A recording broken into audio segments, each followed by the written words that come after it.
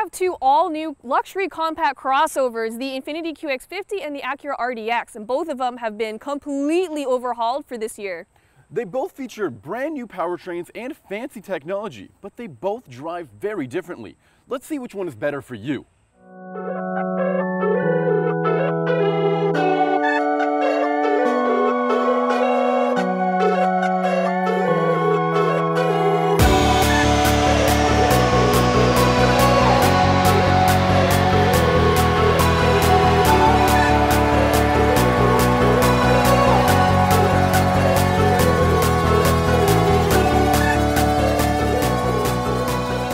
Let's start with the 2019 Acura Rdx.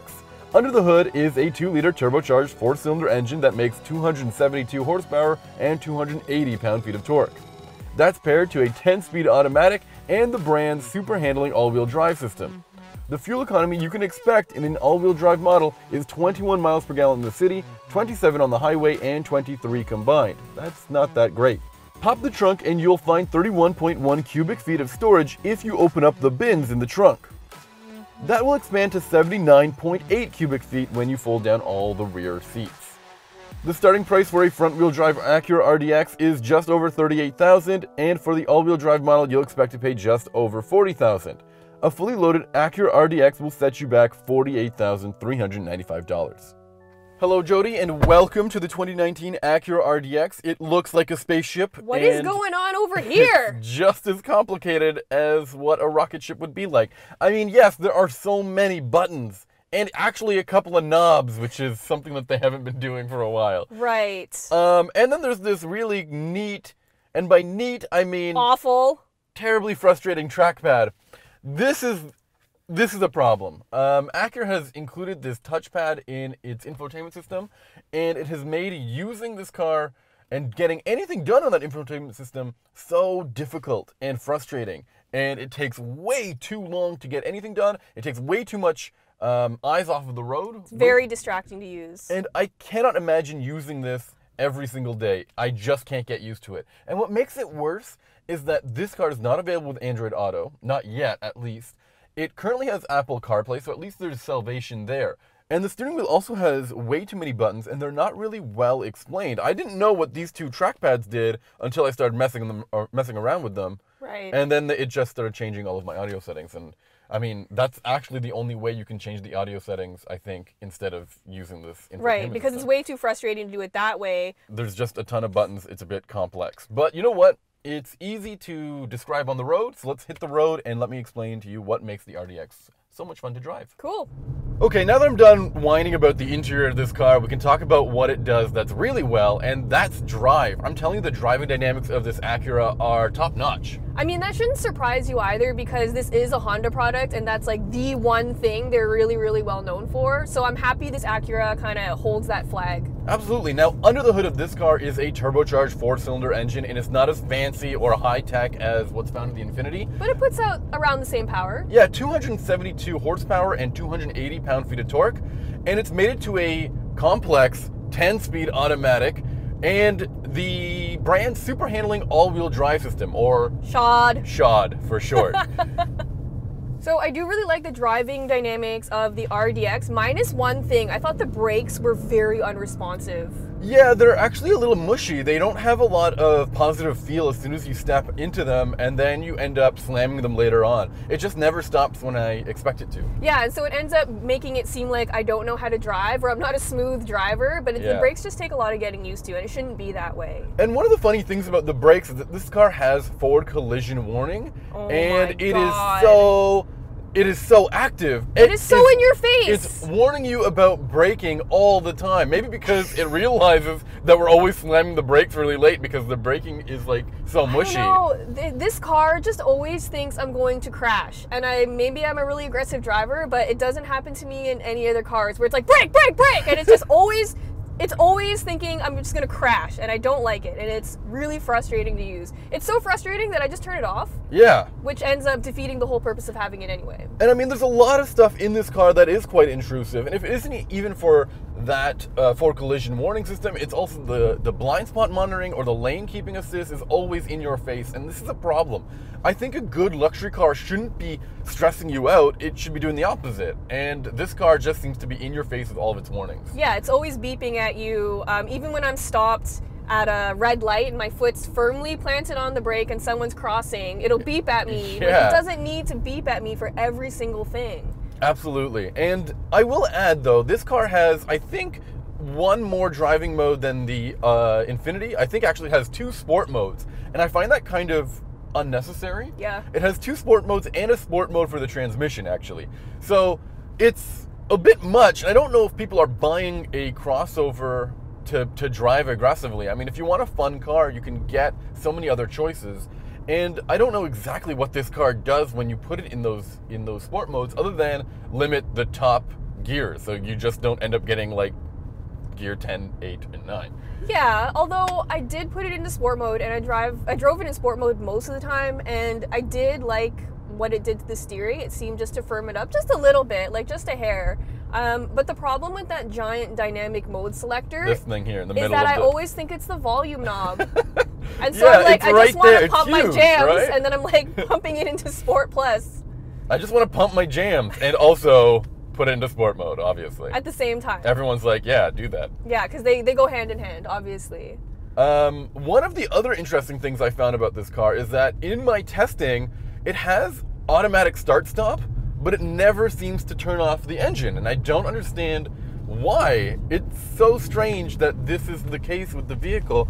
Every time you come to a stop, I keep expecting it to turn off, and it actually has a pretty smooth smart start-stop system. But it never actually works. Yeah. Is what you're saying. And there's this, and I didn't even realize it until I noticed that it has this button that says turn off the automatic start-stop.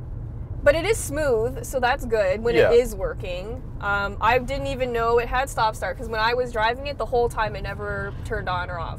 One more thing we should talk about after talking about the start-stop system is the fuel economy of the Acura Rdx is actually much worse than what you get in the Infiniti. So we've got a car that's a little bit sportier, is just as fast, is kind of in your face about all of its technology, but isn't very fuel efficient and can actually be a little stiff sometimes.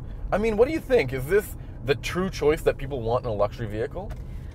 Well, we have to look at the Infiniti to kind of figure that out. I'm convinced that if they're going to go up against players like the GLC or the X3, for example, there's a lot of work left for them to do. And I think those two are clearly better than what Acura and Infiniti are trying to offer here. I will admit this car is more fun to drive. And when it comes to that 10-speed automatic transmission in the Acura, I will admit sometimes it muddies up the gear changes. Sometimes they're really smushy and they feel like it's the first time you've ever changed gear in a manual car. Like it just like rocks you back and forth. And other times they're really crisp and sharp. So it feels like it's not completely sorted out yet.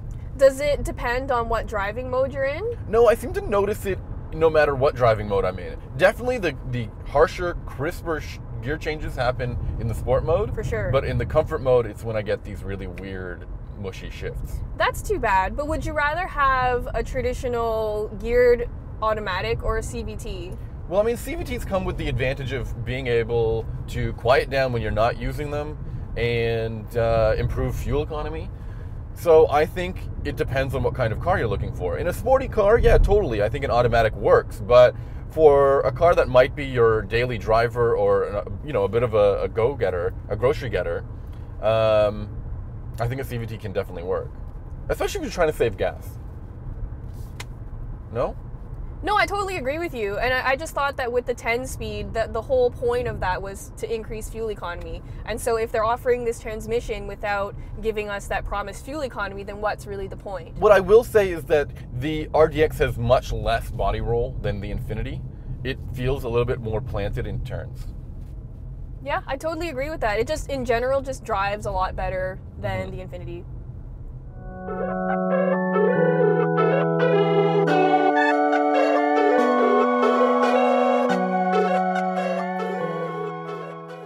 This new QX50 is powered by an all-new 2-liter turbo 4-cylinder that has variable compression. It puts out 268 horsepower and 280 pound-feet of torque and is hooked up to a CVT.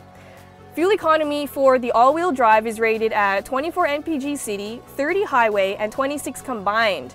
Cargo capacity is rated at a pretty big 31.1 cubic feet in the trunk and 63.4 with the rear seats folded down. Starting price for a front-wheel drive version is $37,500 and the all-wheel drive starts at $39,300. Fully loaded, it creeps really close to 60 grand. Jody, what do you think? This is the Infiniti QX50 and I just took a look at the trunk and it's not that much bigger than the Acura's. So what's the deal here? Look at it. I will admit all of the materials in here are way nicer than what you get in the Acura, and I love the layout. It's not clustered, it's not that confusing than what you get in the RDX. And it's cool because it gets even better. Like in the top trim QX50, it comes with these cream quilted leather seats, and this suede is teal in that one. That must be why a fully loaded Infiniti is so much more expensive than a fully loaded Acura, because you get a very special interior. Yeah, and I do think it's worth it though. I think it's worth paying that extra money for something that feels a lot more luxurious. Absolutely, and you mentioned the infotainment system, and I agree with you. This is kind of weird, but at least it works because I know that the top screen is only for navigation, and the bottom screen is for climate and audio systems. Yes, but you can find other things other than navigation in the top screen, and you can control it with this little knob, and that little knob doesn't work on the lower screen. That one's only touchscreen. That one's only touchscreen, and it's not a great touchscreen either. Yeah, it's a little slow. A little bit laggy, and the graphics and stuff just aren't that nice. I do find myself really enjoying being in this car. It's much quieter. Everything is easy to find, and I love the design and the sound system. It has this Bose sound system, which is really well done. So let's see what it's like on the road. Let's do it. So we're in the Infiniti QX50 now, and the thing that they keep going on about is this new 2-liter turbo 4-cylinder engine with variable compression. Variable compression? That just sounds really complicated. It is complicated, but I'll try to explain it in a way that is easy to understand. So a regular engine crank is a circle. A circle. So it only goes, it Like can only move a piston a fixed amount. Right. So the engine crank in the QX50 is more like a rhomboid. A rhomboid? It's a word, I looked it up. Is that just a combination of a trapezoid and a rhombus? If you picture a rectangle that is slanted. Yes. That's what a rhomboid is. Okay. And so what that means is that when it turns, it can change the distance that the piston is moving up and change down. the compression. So and improve fuel economy. What that means is if you need high compression for better fuel economy on the highway, it can do that. And if you want low compression for better performance, it can also do that. Okay, pretty cool. Yeah, so Infiniti is saying that you can basically get the best of both worlds with this new high-tech engine. And this is the first time it's ever been used in a car, right? In a production car, yeah. Wicked. So they have that, they're able to boast that they're the first people to do this. And in practice, it's pretty good. It puts out 268 horsepower and 280 pound-feet of torque. Not far from what you get in the Acura at all. It's pretty damn close. Okay. In practice, it works pretty seamlessly. We're getting amazing fuel economy on the highway. Not so much in the city. It kind of falls apart once we're doing city driving. But it provides enough power that I feel comfortable passing people and getting up to speed and all that stuff. It's definitely not as thrilling feeling as the Acura, but it does provide enough power and torque when you need it. So it's just a little bit, duller in that regard, but at least it comes with the added benefit of providing really good fuel economy. There is that, but the driving dynamics in general aren't as good as what the RDX has. So I have one big problem with the way the QX50 drives, and it's the steering. Oh, right. So it's really light. You could do it with one finger if you wanted to. Right. Luckily, it has different driving modes, and if you put it into sport, you get a little bit more responsive and tighter steering, but at the expense of fuel economy. Right, I found that whenever you put it in the sport mode, you get improved steering, but you get worse fuel economy. So I ended up putting it in the individual mode where I can have the sport steering, but the regular engine performance. Yeah. And then it's a really good balance. That's the way I think the car should behave from the comfort mode from the get-go. Yeah, that's true, but then the Infiniti, when you turn it off, it just defaults to comfort. So you have to kind of set that up every time. Yeah. But otherwise, it feels like a luxury car should. It's smooth over rough roads. It's generally unobtrusive except for the sound. So although that new VC turbo engine it works fantastically, it is very, very noisy. I think a lot of that has to do with the CVT. Like when you put your foot into it right now, I'll do it. Like it makes a lot of noise. It sounds awful, and it's unbecoming of a luxury car. I've also noticed that no matter how much you drive, the car isn't beeping at you at all. Yeah, so this QX50 has Nissan's Pro Pilot system, which is just a fancy way of saying it's adaptive cruise control. So it can help you stay centered in your lane, even in a curve, and it will keep a safe distance between you and the car in front. And I actually find that most of the time it works pretty smoothly. It doesn't slam on the brakes. I'm never worried that it's not going to do it in time.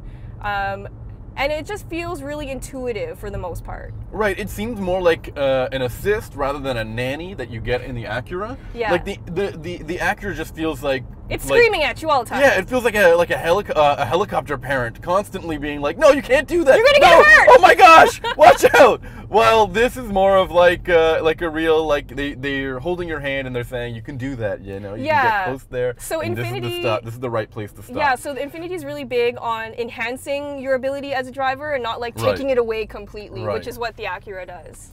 I will say, as uninteresting as this car is to drive, or less interesting as the Acura to drive, the thing I liked about it is that it provided really good peace of mind. It made me feel very comfortable all the time. And that's because there's not a huge cluster of buttons that you always have to interact with. It's not screaming at you that you should be braking or staying in your lane properly, or even when you are. It doesn't like make me feel nervous in the way that the Acura can at some times. I also find really good differentiation between all of the different drive modes. I think that's really important in this car. I think it's a more complete package and something that I'm used to more quickly and I appreciate more than the Acura. It is definitely more intuitive, and just the way it operates is a lot less intrusive, which I think a luxury car should be. And so I'm maybe leaning towards the Infiniti as the car that I'd buy. Like, I think this car is pretty easy to live with, where there are some things in the RDX that are like hard no's for me. It's so funny, like in the Acura, I wanted to like it because it drives really well and it looks pretty sharp too.